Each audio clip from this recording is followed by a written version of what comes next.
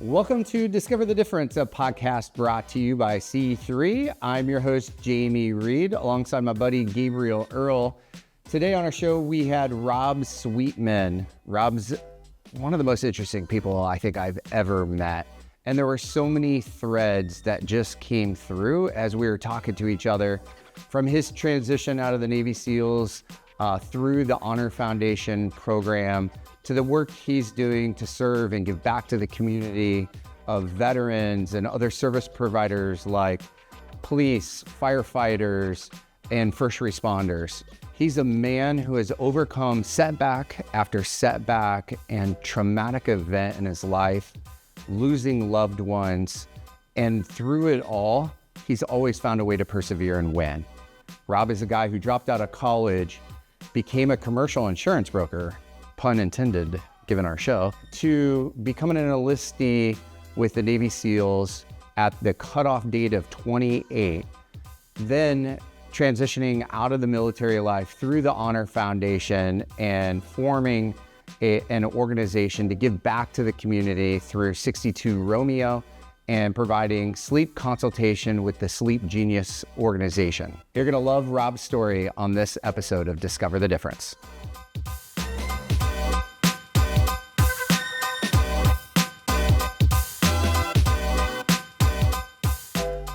We got to chat a little bit before we started here, but let's take a step back. You're born and raised in North Carolina, South? Great question. I am actually born in small town Kansas. Oh, where so at born Kansas? In a place called Howard. I was actually born in Wichita, Kansas. Oh, yeah. St. Joseph Hospital. Home of New Ways. Yeah. I've eaten a New Way. Yeah, that's from Wichita. Right. New Way. Oh, man. The Blast steamed from the hamburger meat diner in Wichita. Yeah. I'm from Kansas City. Okay. Yeah. All right. Not too far away. So we grew up in a small town called Howard. That's where my grandmother put her roots, and she was really, kind of foundational for our family. Owned tons of land. We still have 600 acres out there. We cattle ranch. There's some agriculture, but most of the family moved out to Eureka area. I moved when I was, 6 to the Carolinas and grew up there. So which one? North, South? South Carolina, in a small town called Liberty. Okay. And you went to Charleston? Liberty is more in the upstate. We're close to Clemson University. Oh, yeah. That was Tigers. A reference earlier. That's right. All right. And why didn't you go to Clemson? I chased wrestling. So I went to Oskaloosa, Iowa, to a place called William Penn College. They turned into a university right after I left. I really had a dream to go to the Olympics and compete in wrestling like Kendall Cross, but I just ended up dropping out. I wanted to, I guess I just wasn't a good student in school. I ended up joining dropping insurance. Out of school or dropping out of wrestling? I never dropped out of wrestling. Gosh, it's been 30 years in grappling now. What was it about wrestling that got you interested? Well, I'll tell you, there's no one to blame your failure on with wrestling. That's something that my original coach instilled in me.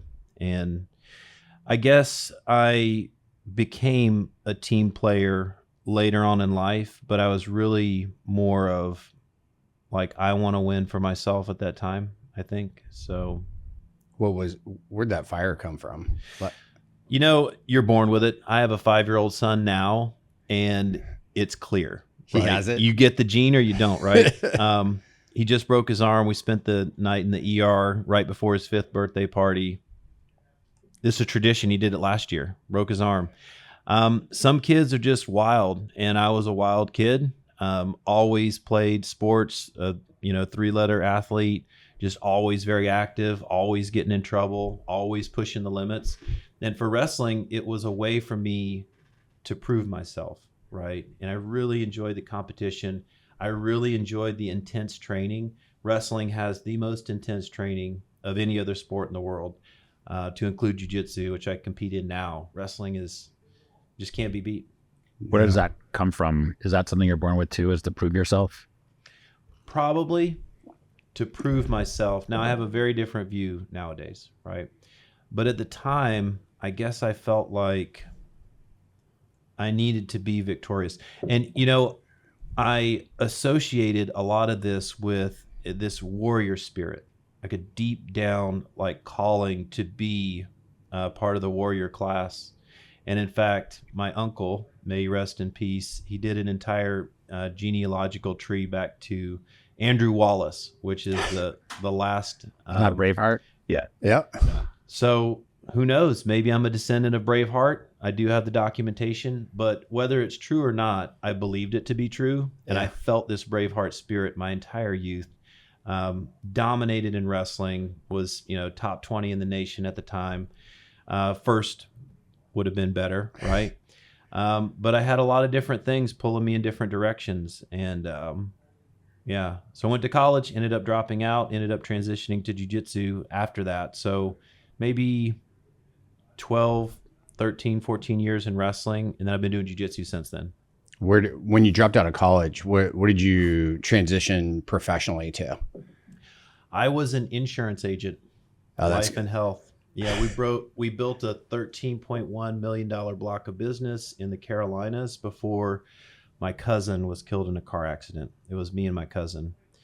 So at that point in time, I hung up my insurance hat and I moved into promotions. Was that hard? I mean, going from such an intense life of wrestling and all that to like, we're in insurance, so we know what it looks like, right? Not the sexiest occupation. Was that an easy transition for you? You just channeled the way you compete to something else, or was it hard? I think so. And maybe it didn't translate that well. I don't know, but I'll tell you, it is a cerebral game, right? Insurance and sales, and the way that we had it structured, we were ordering our leads from a lead generation company, and they sent out the mailers, and the person would respond to the mailer. They'd sign their name. And I think they were probably expecting a phone call, but I didn't give a phone call. I knocked on the door. So I'm knocking on doors. So straight up old school. This is before TomTom and all the GPS devices. So I'm pulling out the paper map. I became an expert with how, civil engineering, how they design the odd numbers on this side, even numbers, cardinal directions. Got lost a lot. And so that part was fun, but literally working around the clock, knocking on doors. I've encountered all types of people, right? People that are like, why are you at my door, boy?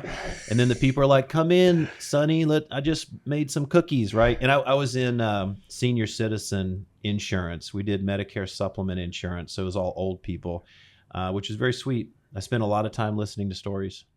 There's a funny theme here, both what's emerging here and when we were speaking earlier, that you drop out of college, you kind of said that style of learning doesn't really educate you, but there's going to be multiple examples in your life that we're going to talk about where you're really a student, like how you became a student of maps and cardinal direction and all that.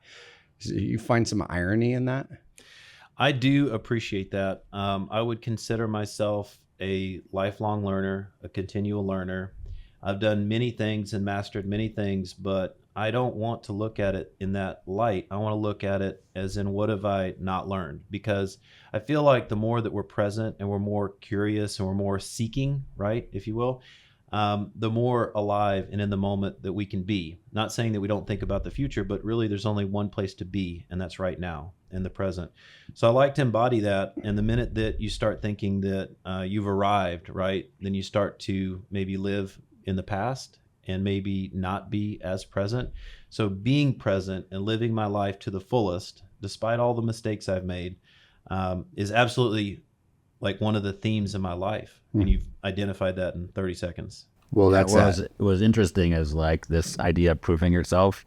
And then you mentioned a couple of times in our conversation about dropping out of school as what did that mean to you at the time? And then, in reflection, it sounds like you obviously fully resolved from that, because I think you went back to school later. Or... When you say fully resolved, what I think about is sort of some type of like resolution to a problem none of that stuff bothered me. Okay. But right? Was it a motivating factor? Or no, not at all? Was dropping out of college a motivating factor? Did you ever think, because I dropped out of college, now I have to, because you've talked about proving yourself, was that motivation to find success in the next thing and the next thing that you did? Perhaps at the time, but I don't really use those terms because I think that, failure is, one of the stepping stones to success, right? For sure. I don't really look many stepping stones of failure. so many. And that's why I've done so many beautiful things in my life and will continue, because I'm not afraid of the failure. I welcome it. And in fact, sometimes like the suffering that God puts in our life is actually the greatest gift that we can ever have. But we have to have a perspective of like, what am I meant to learn from this? I'm supposed to grow. Okay, I'm going through this valley. What am I supposed to learn from this?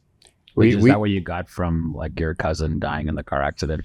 Was something that came out of that? That was tragic. I've had so many people pass away in my life that meant so much to me, that those moments were absolutely fuel for my fire. Like I can think back to those moments, like when AJ passed away. That was the first time I, cried about a man. It was the first time I kind of felt like, okay, this is real. Life is real and it's fragile. That motivated me to do a lot of things with my life. And the more people that you lose, the more, if you're paying attention, the more you realize that life is short, life is fragile. And in fact, we have the opportunity to live it right now. And if we parlay that because of our own ego or because of some silly reason, we end up missing out on a lot of our life. And again, that's another theme of my life, is I absolutely want to live it to the fullest. That's awesome. So is that something that you try to, instill and inspire others in that way, or you just doing it by example? Absolutely. I last year had a real existential crisis because I gave my life to charity, so to speak, right? I retired out of the Navy, which we can talk about, but I wanted to just give everything away. And the challenge became, am I giving away all of my time to charity because I want to somehow express my ego, like I'm the best charitable contributor. Look how much I'm doing to help others. Like, look at me. Or is it that I really want to help people? And if most of life is somewhat predestined, like people are going down the path they're going down, who am I to meddle with that? And I came to the conclusion that there is a way to navigate life without being egocentric and doing the right thing. And I do think it is okay to do good things for others, even if it may seem that their future is somewhat predestined, right? This is my life, and this is part of my fulfillment is giving back to others and living in the right way. So am I trying to impact others? Yes. Am I trying to guide them in this philosophy? Maybe I'm trying to guide them in this philosophy by example, right? Because I believe that people only have so much capacity to take on so much. And I'm not really an evangelist. I'm not really trying to tell someone how to live their life. But what I will do is set the example, and I'll place a little breadcrumb trail for people to follow if I believe I'm bringing them to a place of healing and restoration. That's a theme for my entire life right now, is this mission to help others specifically with sleep, but in all aspects if I can be useful. Well, I want to get into, there was a lot of nuggets in there. You mentioned obviously at the end sleep, but I want to go back to the fact that, at the ripe age of 28, you decided that you wanted to go try out to be a Navy SEAL. Yeah. And the question about that is kind of going back to motivation. Now you're looking back and trying to differentiate, is it ego or is it altruistic? So I wanted to kind of investigate that in your experience and deciding to become, a Navy SEAL and that journey. Yeah. If I recall back to how I felt at that time, I think that there was a deep inadequacy. I feel like you guys brought it up that there was a need for me to prove myself. And maybe that was my relationship with my father. Maybe that was me needing to prove that I'm in this lineage of Braveheart, this whole scenario that I'd played out in my head. I don't know, but absolutely at the time, there were a couple different things. One, AJ had died. So I'm like, life is short, live it. Like, what am I doing here? And then the other thing was that I felt a deep patriotic spirit to serve my country, right? I have a much more global view now, but at the time I really wanted to serve my country. I really wanted to show, my love for this country, my, dedication to serving, and then sort of earn my right as a citizen in this country. Not that anybody who is a citizen here has to be in the military. There's many ways to serve your country, but we do all have to work together to protect our country and to make sure that we have a good lifestyle for our family and our kids and stuff like that. So 28 was the cutoff. That's why I joined at 28. Do or die. Yeah, it's like, 28. Guess I got to do it. There's probably a reason for that ceiling age date, right? Was it something you were thinking about for a long time and you're like, okay, I'm hitting the date? Or is it like, oh, there's just this impetus, I want to go do it, and now I'm right at the age where I got to do it now or never? Well, I was seeking my path. And when AJ died, I thought, what's next? And I thought, okay, well, I want to make money, but I also want to go be a Boy Scout in the military and go have a bunch of fun shooting guns and stuff like that. It's like, I don't know what I want to do. And so I had pivoted a couple of times and tried my hand in a couple of different business ventures. And I came to the conclusion that I am not fulfilled in business, and I really could care less about money. There's something deeper inside of me calling, and by God, I need to do it now because AJ's dead. Who knows how long I have, and I've always wanted to join the military. And so at 28, I said, you know what? I'm still in good shape. I was fighting jiu-jitsu tournaments. I was still running a lot. I was like, you know what? It doesn't look that hard. Let's do it. I am curious because we were fed some information about you and the decisions you made the night before your training started, which sounds like it might have coincided with some of your college experience. So what do you attribute making decisions like that to? And, once basically you partied all night, right? The night before you started your buds training? Well, no alcohol involved, but I stayed up all night playing poker with my brother. Oh, okay. Yeah. And Texas Hold'em. You right? didn't sleep at Great all game. the night before you're going to go into a week long of not sleeping? I got a little bit of sleep, but you know what? You just got to live your life. Got to get after it. Yeah. And I made it through buds the first time. So yeah, that's an accomplishment. What was that like being 28 with a bunch of Younger. 18 to 20 year olds? That's a very complex question because there's a lot of different things that go into that. I had been a personal trainer at one point in time. Had I been 18, I would have had that experience. So I focused on stretching out my muscles, getting good hydration, moving about smartly throughout the program. The mental games, the mind games that they play on you, I wasn't as susceptible to that because I was older. I mean, I'm almost 30, right? I'd already decided who I was as a man, had already suffered loss. You imagine some of these 18-year-olds coming in, they don't even know who they are. The brain hasn't even stopped forming until 25. And one of the last things to develop within the mind at that time is the long-term consequences of your decisions, right? And maybe that hadn't fully developed for me at 28, but I did it. And I will say that, the younger guys, like when I finished Buds, so Buds is 6 months long. It's the first part of the SEAL challenge to make it into the SEAL teams. And Hell Week is a highlighted moment when it's probably the hardest, definitely the highest attrition rate. And during that week, it's 5.5 days awake, but we'll just call it a week.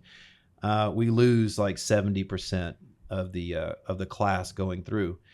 So that part was really hard on my body. Took a lot of heavy injuries, but by God's grace alone, I made it. Because there were dudes that broke their neck, broke their shoulders, broke their hips, were medically dropped, instantly gone. Right? You can't. That's not quitting. That's not ringing a bell. The training is just too insane. In fact, there was one guy, Foley was his name, and I remember I just talked to my chief, who is the proctor for my Buds class. And I remember he was running beside our boat crew, and it was Friday, and we were about to be secured. And all of us we're on our last thread. Absolutely delusional. We had been delusional since about Tuesday. So we're running down the beach, and one guy had a fracture in his leg. Super common. In fact, probably more people had him, just didn't know or couldn't feel him. But this guy was hurting. But he was a good dude, and that is half of the battle, is sorting through who's good to be in the SEAL team and who's not. And even if you have a physical beast, but he's kind of like duck and boat or cheating a little bit or like not really participating with the team, he'll get knocked out. The other teammates will literally make sure that he does not make it. So it's a team effort. You can't do these evolutions without completely working together as a team. Think of it like synchronized swimming. Like, you got to be locked in. Everybody, like one energetic body. So this guy, Foley, had broken his leg. It was some type of a shin fracture, whatever. We didn't know, but he was limping. And everybody was kind of limping, but this guy was going down hard. And for many reasons, he should have been rolled, because that is a medical roll, like everybody else.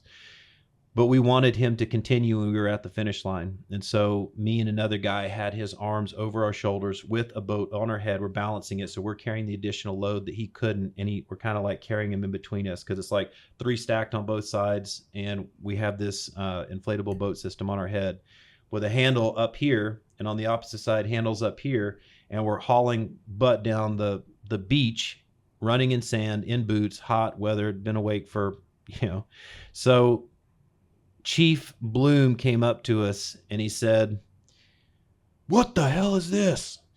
And I looked over at him like Clint Eastwood. I said, "We got him, Chief." And he looked at me and gave me kind of like a checking me out.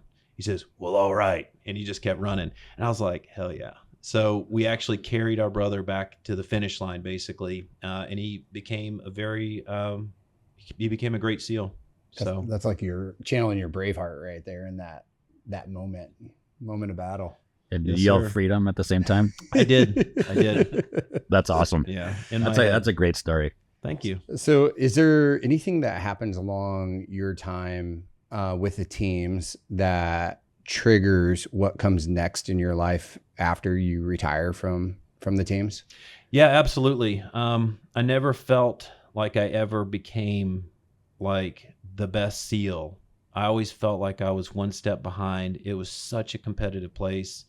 Very humbling. Like an imposter syndrome, or like an imposter syndrome, but not as much me thinking that I did deal with that through transition, but really just feeling like these guys are freaking amazing and I cannot measure up. I will never measure up. And it's just an overwhelming theme. And I've since found out that is true for most SEALs. They all feel that way.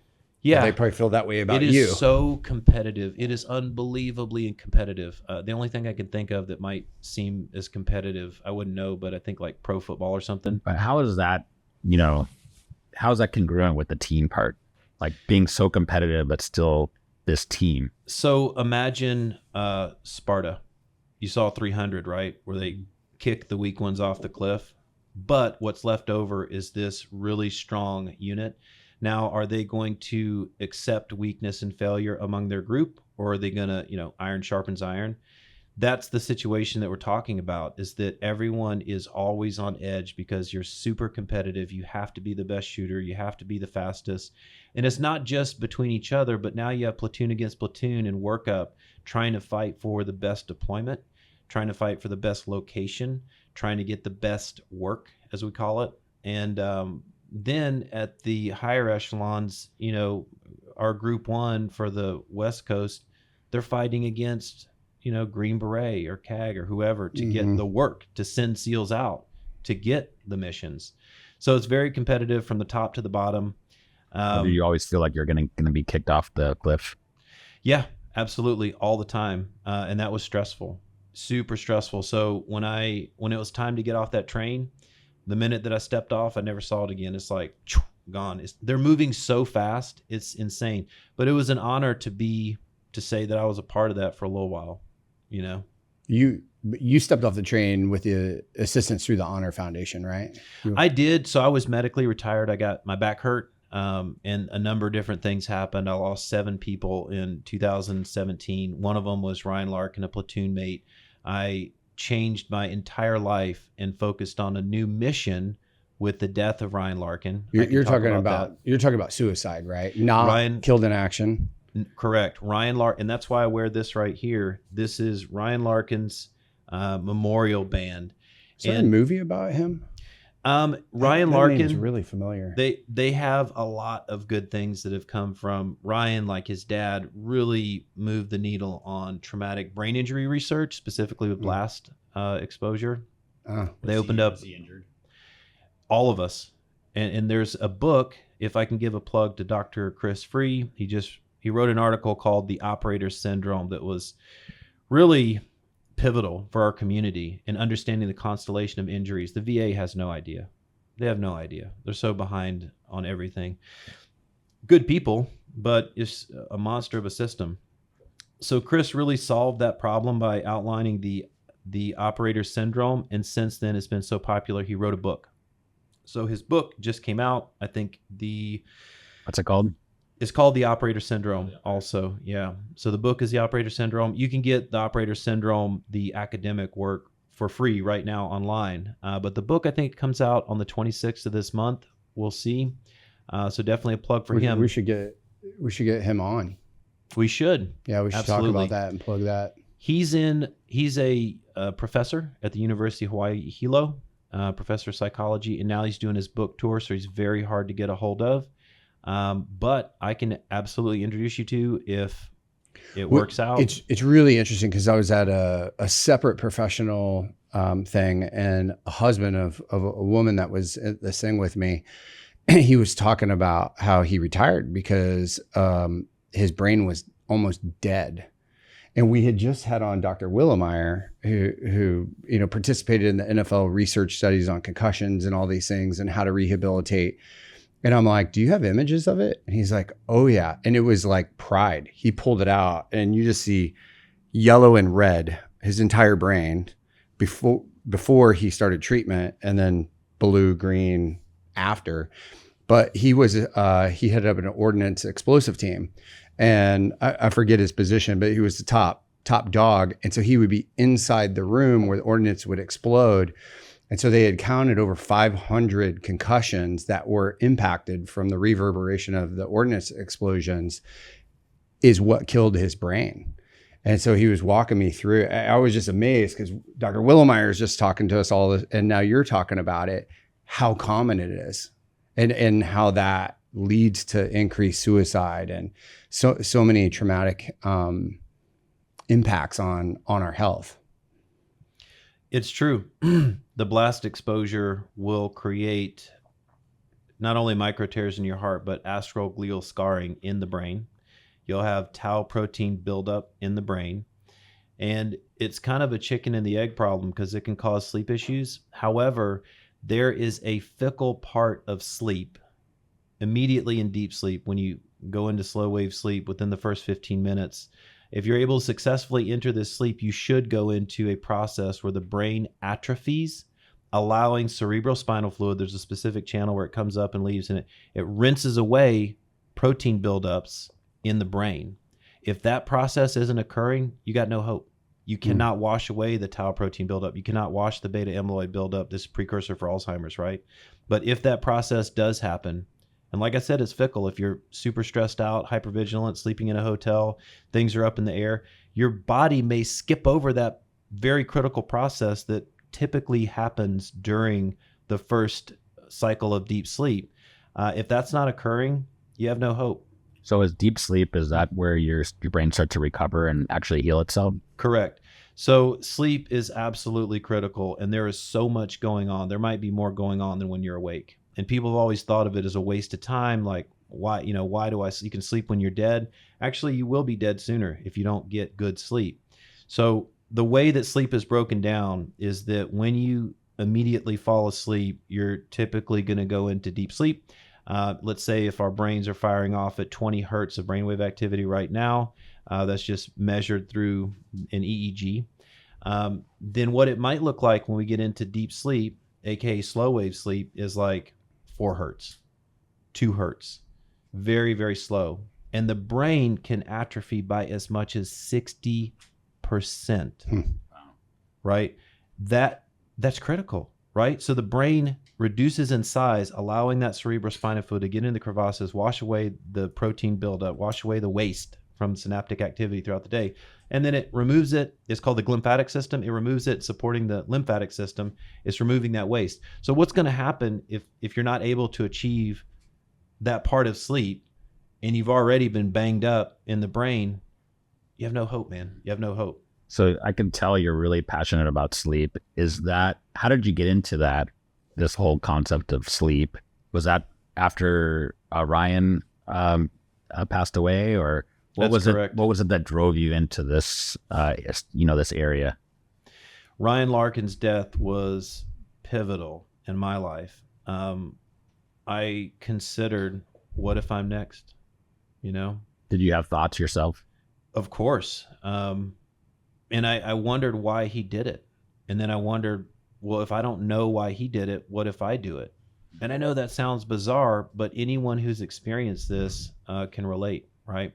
So I absolutely had my own sleep problems. In fact, the behavioral mechanisms that lead to these sleep problems, other than just the crazy schedule, was very common in the SEAL teams. What I mean by that is we're eating Ambien to go to sleep. We're drinking alcohol to go to sleep. We're drinking Robitussin to go to sleep. We don't get good sleep, right? Because we're doped up, right? That's the truth of it. And then you wake up with, partially recovered, not fully recovered. And what do? First thing, you reach for a caffeinated drink or some stimulant. Speaking of which, right? So with my own personal experience and my desire to be, I'd taken on some pretty heavy injuries, my desire to recover and to be better and to improve my own sleep. Then Ryan Larkin commits suicide. He was awake for 5 days. I watched a vicious cycle that I just described, sedatives and stimulants. I watched it tear apart his sleep, and it was my hypothesis that his sleep impacted his mental health. I didn't know anything about sleep at the time, but at that moment in time, I was convinced that sleep had everything to do with his suicide and dedicated my life to this cause. How does you're obviously pretty well versed, you're using all kinds of terms I've never even heard before. So how does inflammation factor into sleep? We were kind of talking about it a little bit because we're both cold tub, theorists and follow Wim Hof and stuff. And he got into that kind of similar to you, where his wife jumped off a building and committed suicide. And his research traced him back to the effects of inflammation, whether it's acute trauma or consumption of sugar, alcohol, things that create it holistically within the body. Does that also factor into this equation at all, or no? There's so many factors in this equation that we won't have time to go over all of them today, but inflammation is a huge one, right? Inflammation from injuries, inflammation from, there's a book called The Body Keeps Score, and it talks about, so absolutely read that one. We have brain inflammation. We have pain, right, at nighttime that can cause it to be difficult to fall asleep.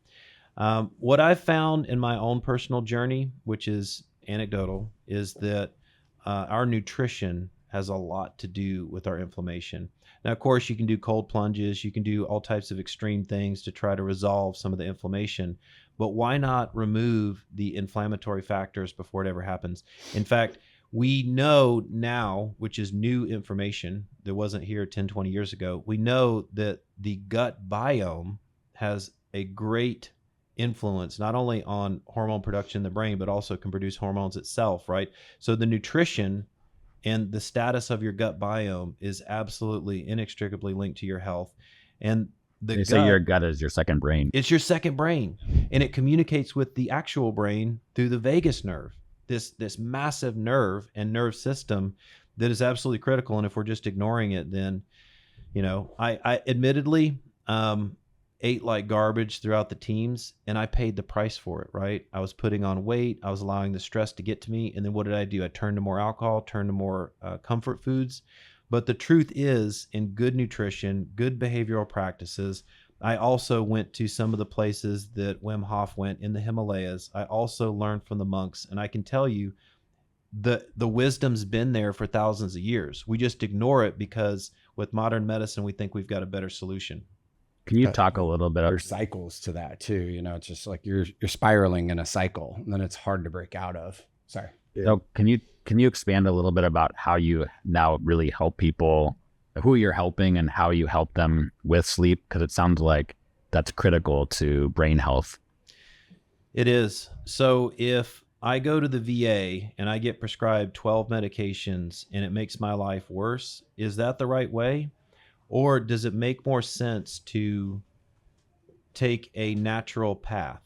My experience has led to me solving my own problems through health, wellness, nutrition. So here's the secret. It's very simple. My approach to helping people get better sleep and helping them improve their lives is to instill good behavioral practices. What does that mean? Well, there's a part of the brain called the basal ganglia. It's multiple different parts of the brain, so that's why we call it a gang, right? The ganglia. And basically this is associated with a lot of things, but habit formation, right? So what I want to do for people is help them along the path until they're able to establish a habit, right? We start with the simple stuff, the behavioral routines. How are we cleaning up our nutrition? Are we scheduling our sleep and all that stuff? But there's also tips and tricks like how do we do these relaxation techniques, right? It's okay to do Wim Hof techniques. We call those Tumo breathing, right, in the Himalayas. If we're able to use some of these relaxation techniques, if we're able to take better care of our body through nutrition and develop a habit surrounding that, once it becomes a habit, it's actually a lot easier. Your body just wants to go into autopilot. I feel like 80% of our lives is autopilot. So if you're a dirtbag and you're drinking alcohol every single day and you're staying up all night, what do you think is going to happen, right? But if you wake up early in the morning, not that, there's different chronotypes, but let's say you wake up early in the morning, you spend a moment of mindfulness, whether you believe in prayer or you just want to do some breathing activities and maybe do a gratitude journal, whatever. These things can be so impactful, right? And then you go throughout your day intentionally, right? Conscientious of what you're eating, what you're doing, and what you're thinking. Bruce Lee used to talk about, be careful what words you allow into your mind, right? It's like magic. So we're careful about what we, our self-talk. We're careful about the things that we eat. We're careful about the actions we take because we love ourselves, right? The more that we actually love ourselves, the better we treat ourselves and the better our life is.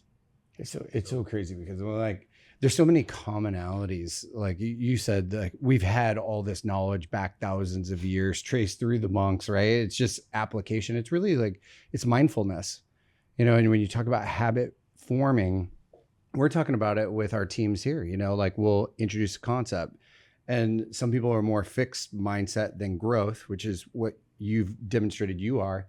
And really it's just about creating a habit. If you set an intention and you're mindful for 21 days or so, you're going to incorporate it in as a habit. And like you said, it's going to go from something that you're working at to something that's really easy. And it applies in every aspect of our life, whether it's sleep, work, how you treat your children or your spouse or what you're consuming, it's all the same. It's just about your mindset on how you're approaching life. So when you're talking to people, is there like 3 things that you say this is going to change your sleep, or is it a whole list of? That's a good question. That's a great question. I tend not to talk at people, just meaning they're coming from a place in their life that I don't fully understand. I don't know how much they trust me or they're going to listen to me. How much is telling someone a tip or a trick really going to help? My focus is to come to their level, wherever they're at in life, and walk the path with them. And if we can walk the path together over a period of time, it might look something like 6 weeks, we're able to establish these patterns in the brain that become habits. Once it becomes a habit, now the power is in their hands. What does that look like in practice? Well, sometimes, and what I focus on is sleep. Sleep is my specialty. So when I talk about this, I'm really talking about like 62 Romeo and the Sleep Genius program and helping people get better sleep. But the truth is, we're not doing a whole lot while we're asleep. Most of it is things that we are doing while we're awake. And sleep becomes more of like a barometric reading of how we're doing in life, right? is that something you measure? Like, I have this Oura ring and I look at it every day. And I'm like, last night I got less than an hour of deep sleep. And I'm like, well, that's less than I got the night before, so that's not good.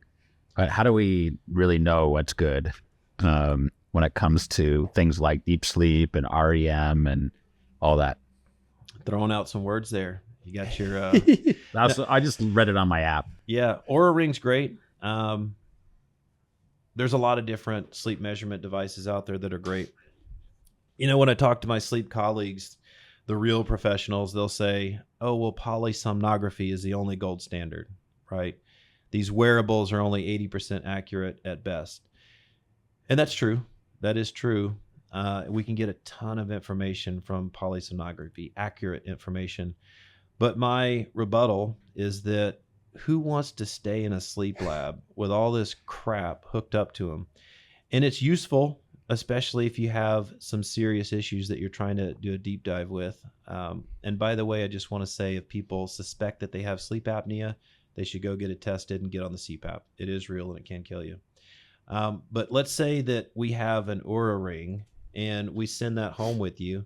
I would argue that if you're in a program like 62 Romeo or Sleep Genius program, which is a program over a period of like 6 or 8 weeks, I would say that 42 days of measurement, even at 80% accuracy, could potentially hold more weight than 1 or 2 nights of extremely high accuracy, because we can still see a trend. We can draw a line on the piece of paper to say it's going up or it's going down, right? Maybe it's not perfectly accurate, but things have improved. And that's my focus. The other element to that is that you're wearing an Oura Ring because it's convenient. There's nothing convenient about polysomnography. So when we the look, barrier to entry is so much easier. Exactly. Right, with a ring. And if it's going to get you 80% of the way there, that's how every business owner is thinking anyways, right? You're never going all the way to 100% of knowledge. You're getting 80%. Well, that's Pareto's law, right? Yeah. Admittedly, I did learn that in the teams, like keep it simple, right? So my first rule when I started on this sleep journey is like, whatever I create, and I started in sleep technology, but whatever I create, it has to be easy. We call it team guy status, like team guy proof, right? If it's not easy, it's prone to failure, right? It has to be so easy. So true. If an Oura Ring is easy, then that fits the bill. So can you talk a little bit about the 62 Romeo? Yeah, I want to break down the audience between and also Sleep Genius and that of who you're talking to. Yeah, and then are these programs aimed at, suicide prevention, or just regular health, or all the above? Here's the thing about suicide. We don't have that much information. It's difficult to know how to prevent this or approach it. I mean, we have a big problem in the veteran community. We have an even bigger problem currently since COVID with the first responder community. It is out of control. I mean, it would shock you if I started to tell you the numbers. It's depressing. And these are the finest human beings that we have out there, and they're offing themselves left and right. It breaks my heart. So is the focus on suicidality? No. Even though that's where I have roots in this whole mission. The approach is training and education on sleep for human performance. And one of the byproducts of that is mental health, right? There's a deep connection between sleep health and mental health. The other thing that I just want to touch on, both with the 62 Romeo program and the Sleep Genius program, 62 Romeo is the group cohorts, largely a nonprofit effort. We put hundreds of people through there, save lives like you wouldn't believe.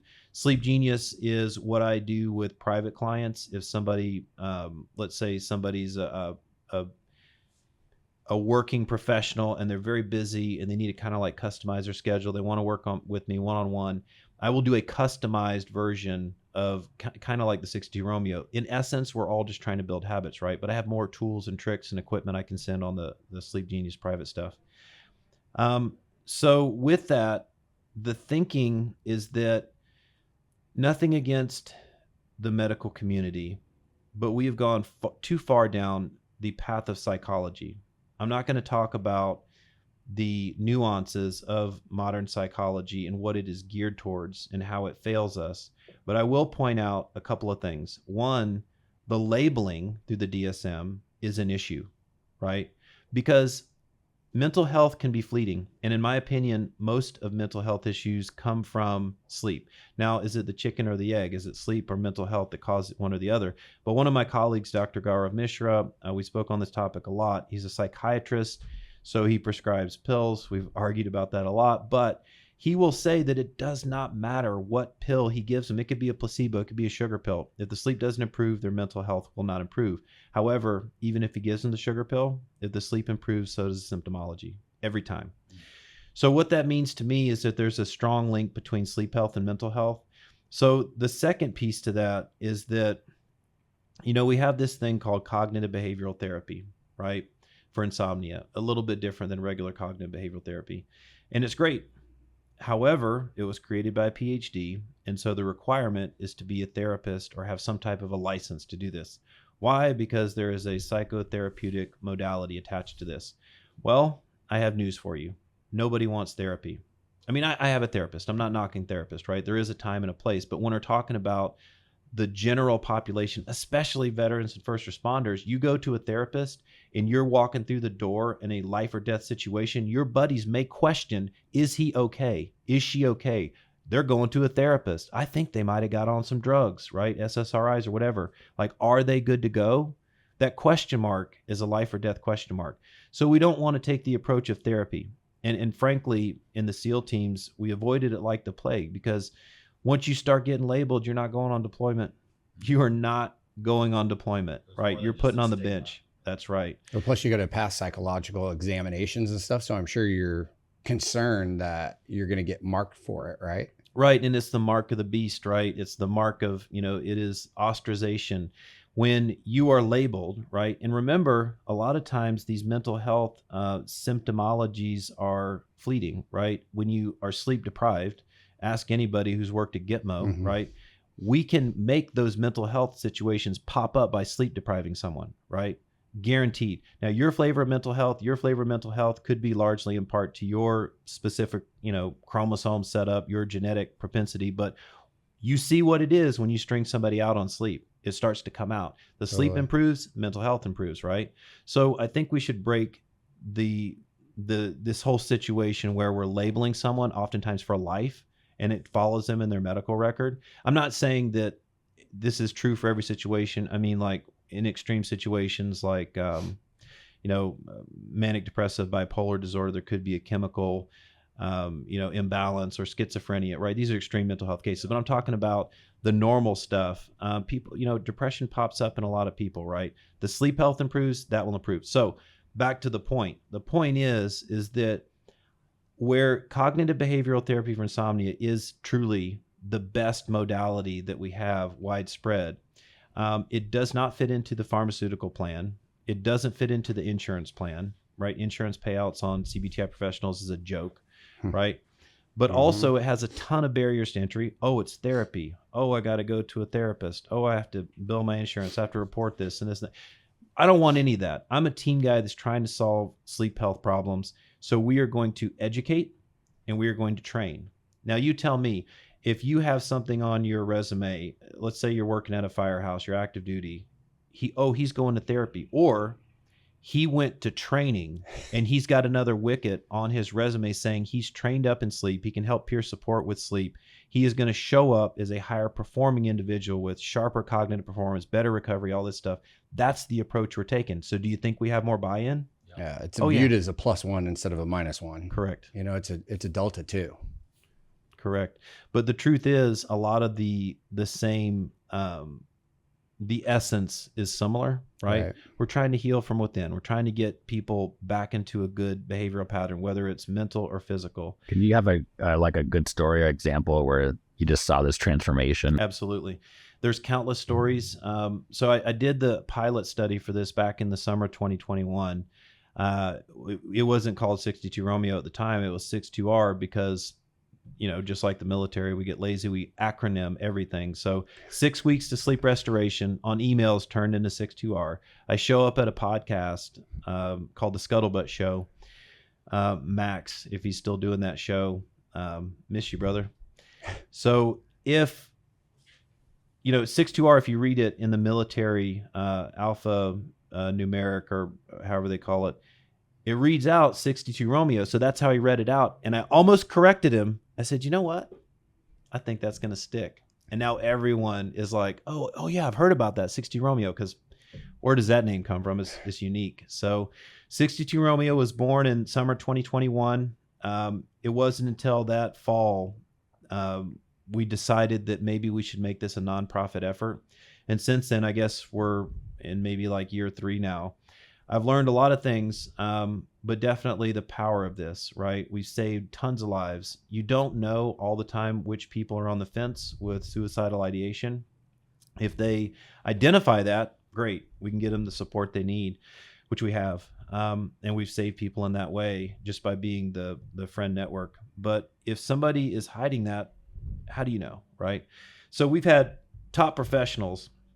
I mean, people that are at the top 1% of mindfulness and meditation, and they're just totally zen, right? They come through our program to get that 1% improvement, and we're able to deliver. And then we also have those people that, if this doesn't work, like the next step is in the parking lot, something bad.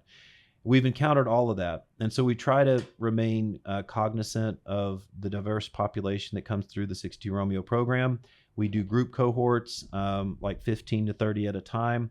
It's all virtual. We send out a sleep kit. But to answer your question, there's one person that comes to mind. This was a firefighter that was a first responder, first on the call with one of the shootings in Texas. It experienced a lot of death and blood and trauma. It was really starting to spiral. This person was stressed out. They were not sleeping. That's why they came to me. They were getting pulled into the office frequently. I don't know what they call it in fire service. In the military, it's called a chit, right? You get a chit. And if you go too far, you get NJP, non-judicial punishment. But anyways, this person was getting pulled offline, had some serious attitude problems, was snapping, was snipping, and did not actually want to participate in our program at the time. But her friend convinced her, like, look, you need this. This is an intervention. You need this. So we convinced her to go through the program. She begrudgingly signed up. She started, day one, she got all of her stuff in the mail. It's like, okay, whatever. Shows up to the Zoom. Super lightweight, by the way. This is all on Zoom, right? We send out this sleep kit. It's got everything you need inside.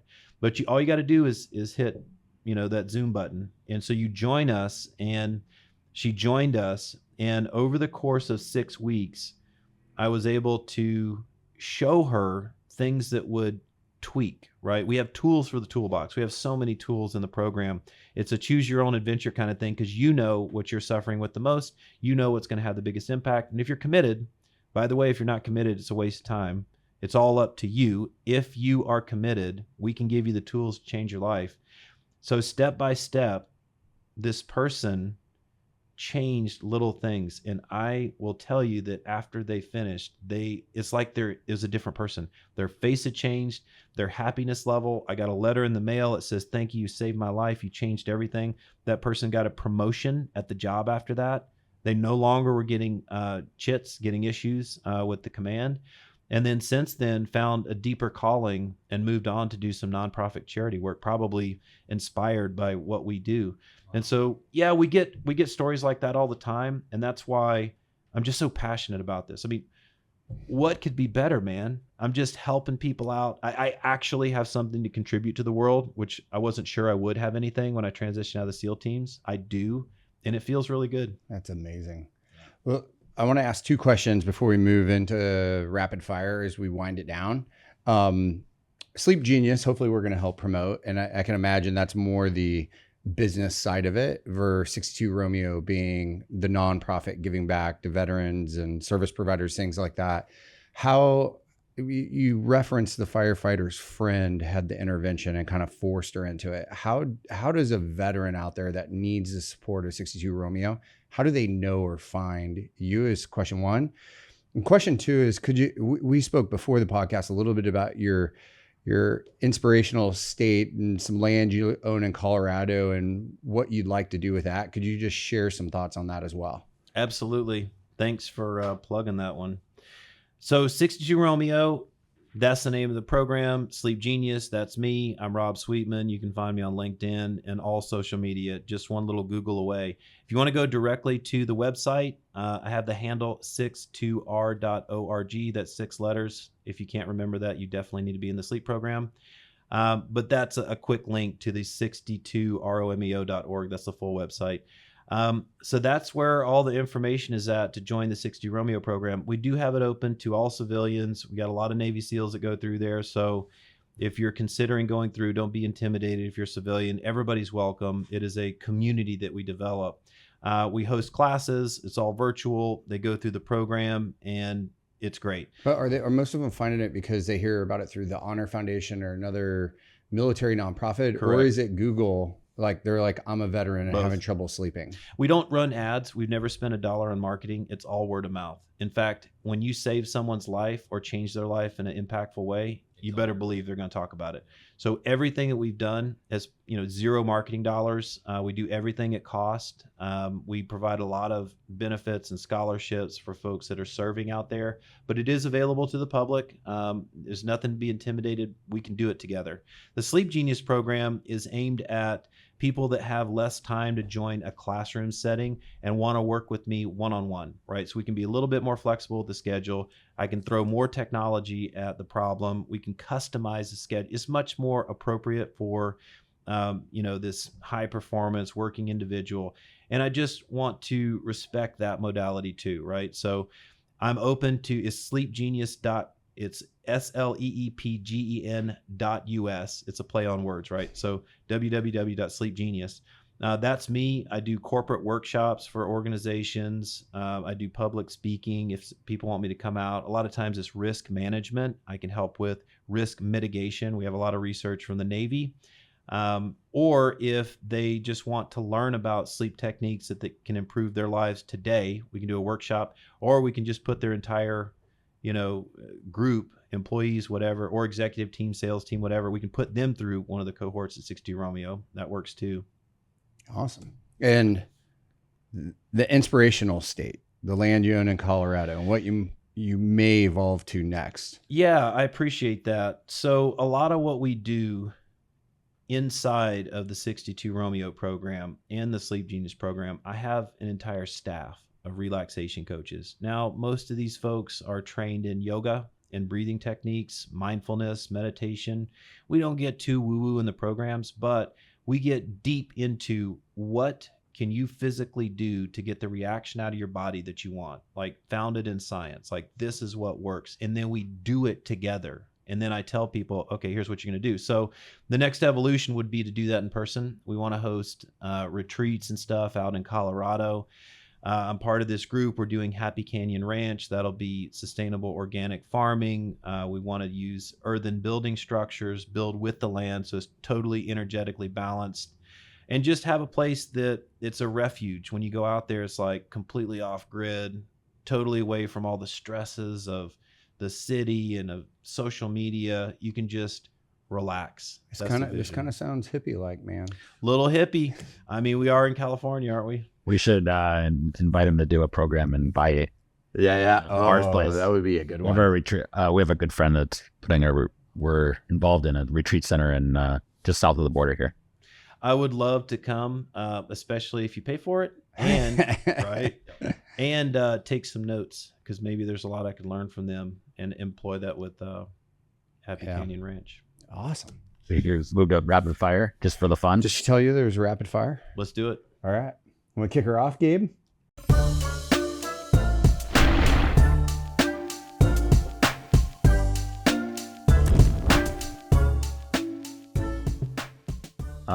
Let's start with what is your favorite hobby and its role in your life? Jiu-jitsu. Jiu-jitsu not only de-stresses me, but there's a saying that you're only as young as your spine is flexible. That's how I stay flexible. Yeah, I like that as well. Okay, so I assume she put this on here because you have a pet that you love. Oh, Gus. All right, Gus. My sweet golden retriever. If your sweet Goldie could talk, what's the first question you'd ask? What would I ask Gus? Oh, buddy, what can I do to make your day better? I like it. All right, this is an easy one. What is the place you consider your favorite spot for relaxation? You know what? I would have to go with anywhere with my children. I love them so much. I have a 14-year-old girl just started high school, and my 5-year-old boy. He took my name, Robert Watson Sweetman III. If I could have them geographically in any location to be back out on the Colorado property, my heart is with Colorado these days. Love California, love Kansas, love South Carolina. But this is a magical place just north of Telluride. It's a very special place. A lot of people go there. But we're off grid away from the touristy stuff. So that's it. I'm going to speak on behalf of Gabe and I. I wouldn't describe hanging out with either of our 7 combined kids as relaxing. So I don't know. You must be doing something right. You said you've traveled all over the world. So where's the most beautiful place you've been? I would say that it's hard to beat the Himalayas, deep in the Himalayas on the Ganga River. Cape Town, South Africa is beautiful. The Amazon in Peru is amazing. It'll kill you faster than any of the rest of them. But we really do have a beautiful place here in California. And one thing I'll say about us locally is that I do bird recordings. And even in the Amazon, like here locally, like Escondido and Encinitas, and I've been to different places and captured the best bird recordings right here where we're at. That's awesome. Wow. Just threw out a total curveball with bird recordings right at the end where we can't go on it. So they say laughing is therapy. What was something that just really made you laugh? Most recently, my little boy is 5, and he is constantly doing silly things that me and his sister, we just can't help but roll on the floor laughing. It's awesome. Yeah. Is any of that because he's cut from your cloth?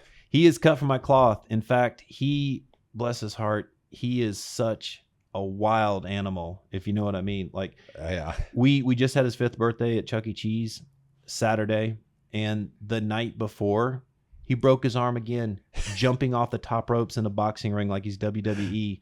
Spent the night in the ER, and then went to his birthday party. And he still played like there was nothing wrong with his casted up arm. Did Child Protective Services show up? They did not, but I had a good story. I had a good story. Had an excuse. All right, I'm going to adapt this one. So the question is, what's the most bizarre thing you've seen people watching? But I guess we could also adapt it to bird watching since you've thrown that out there. Yeah. I sit quietly when I do the bird recordings, and I listen deeply. And I think that's something that we should all do, whether there's birds there or not. But so I don't do as much bird watching, although that is a thing. I know some people like to capture them on camera. I do more bird listening. So I'm not sure how to answer that. That's funny because we were in Chicago this weekend, and my son had to play at 7, so we had to be at the pool at like 5:50. And I miss in the Midwest at 5:50 walking in the pool the sounds of the birds. I actually talked to my wife about it. I'm like, man, like I don't hear birds. Like we live here in Point Loma, I don't hear birds at 5:50 in the morning here. But back there was just flocks of them. It's different everywhere for a number of different reasons. But what's interesting, I'll tell you one thing about birds. When you listen to them, they have a specific symphony to open the day and a different one to close it. Huh. I didn't know that. That's cool. So the podcast called Discover the Difference. And part of that is, looking back as you reflect back on your life. And you talked about, the 16-year-old warrior and then 28 going to Navy SEALs. And now today, when you look back, what kind of advice would you give to your younger self? I have written letters to my younger self, to my past self. And now that I have a boy with my same name that looks just like me, I'm almost writing it to him. I would say to take very good care of the people around you, because you can't do this alone, right?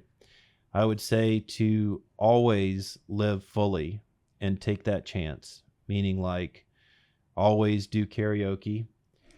Always. Why'd you look at Mia? Can we flash the video of there your may karaoke? or may not be a viral video coming out. Let's say May. May? Yeah. But always dance, always take that step, be bold, because life is so short. You really have to live it. And if we remain present within the moment, whether it's just breathing or listening to someone, right? We can remain present and enjoy our life fully. We shouldn't live in the past and we shouldn't live in the future. Those actually don't exist. There's only the right now. So that's what I would tell myself. I think it's like you just wrote Garth Brooks' next song there.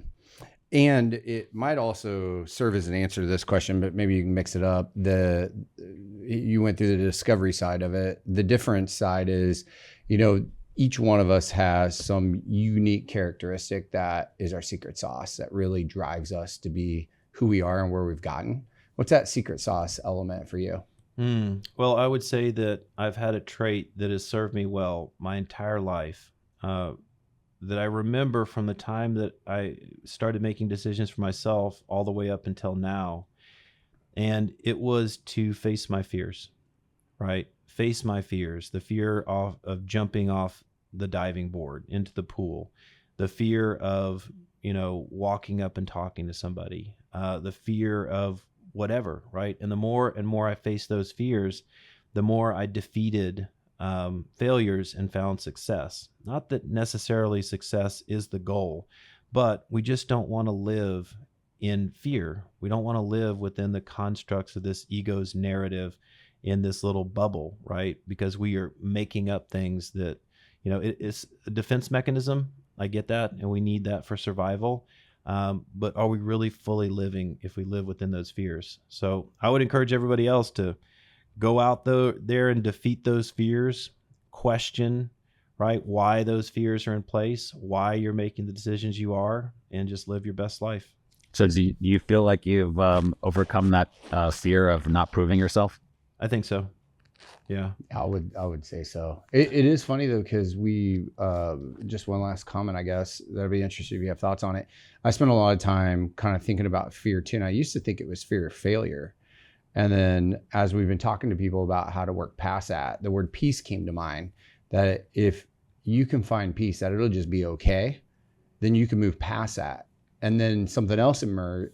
And that's the place I was at. I got over fear of failure because I find peace. Like, it doesn't matter if I win or lose, I'm still going to be fine. But the real fear that emerged then was fear of judgment. Like, I think that could be that thing that holds people back from trying it or putting themselves out there. It's not really if they win or lose, it's if they're judged by doing it. Well, I don't mean to go deep right at the end of our podcast, Go for it. But I would say that whatever it is will be, and no matter what you think about it, it will remain. And so the way that we construct our narrative around our life really much dictates our experience, meaning like the vivid experience we have on this journey while we're in this human form on earth. And that's why all of us have different experiences of the same event, because we have a different perception. So if we perceive things as fear, which is totally natural, right? We're going to respond differently. But if we look at it as an opportunity or a challenge, we might experience that completely differently. So I would say that it's your choice how you live this life. No matter what happens, it will continue, right? It's your choice whether it's going to be joyous or painful, truthfully. 100%. I really connected with this idea that of the proving yourself, because I feel like I had that throughout my life. And then I heard you talk about loving yourself and creating those intentions from, the first thing you do when you wake up, and the meditation and intentions on how you're going to do the day. And really, it's really setting yourself up for that idea of loving yourself. And so I think that resolution, if from what I heard, is the resolution of that fear of proving yourself, is once you really love yourself, then you don't have a fear of that anymore. Yeah, we're created perfect. There's nothing we have to prove. I love it. Well, you want to highlight one more time if people want to find you or your causes, where to go for that? Yeah, so Rob Sweetman, Sleep Genius, you can just Google me. I'm on LinkedIn. I'm on all the socials. If you want to go directly to the website, it is 62romeo.org, 62r.org. If you want to go the short URL. www.sleepgenius, that's SLEEPGENI.us. Tongue twister. And then, I'm open to talk to anybody about their sleep problems to the best of my ability within my schedule. So. Awesome.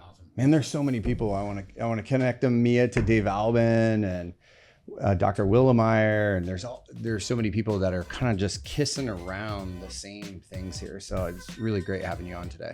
Thank you. Yeah. Thanks so much. Appreciate the invite. Yeah.